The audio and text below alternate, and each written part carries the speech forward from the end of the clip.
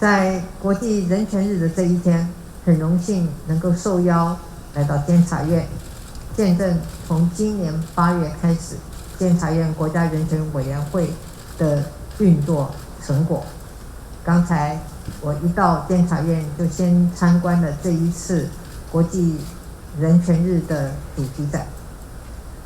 回顾了人权观念的起源，以及台湾追求民主、实现人权发展的辛苦的过程。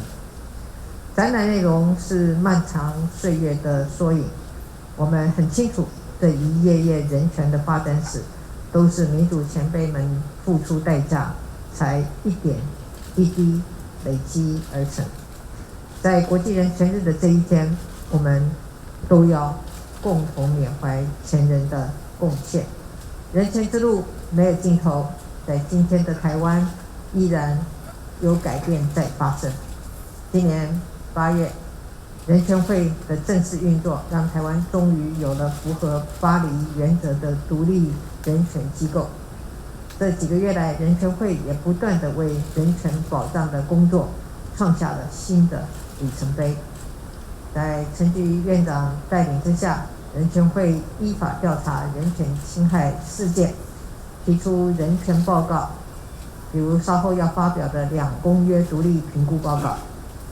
此外，人权会也积极地推动政府各机关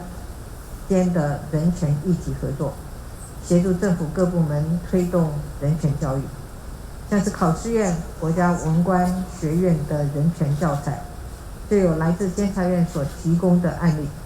这套教材将提供给今年考上高普考的新进公务人员来使用，深化文官同仁的人权认知，才能让政府部门不断的进步，才能让人权理念真正的扎根茁壮。我还再一次强调，往后不管是推动政策改革，或者是个别公务员，像是警察、司法人员，或是我们的教师的日常工作当中，人权都会是基本而优先的价值。另外，人权也是台湾走向世界、开启国际合作的好方法。短短几个月来，人权会已经和亚太地区国家人权机构论坛，也就是 APF 秘书处进行视讯会议，规划在疫情告一个段落之后，要举办大型的国际研讨会，邀请国际人权专家学者来台湾，针对重要人权议题进行对话。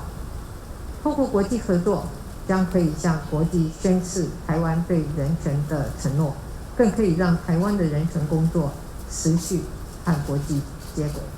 台湾从威权体制和平转型，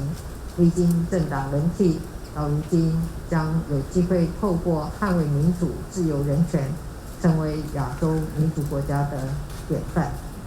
这一切都不是容易的事情。我谢谢陈菊院长、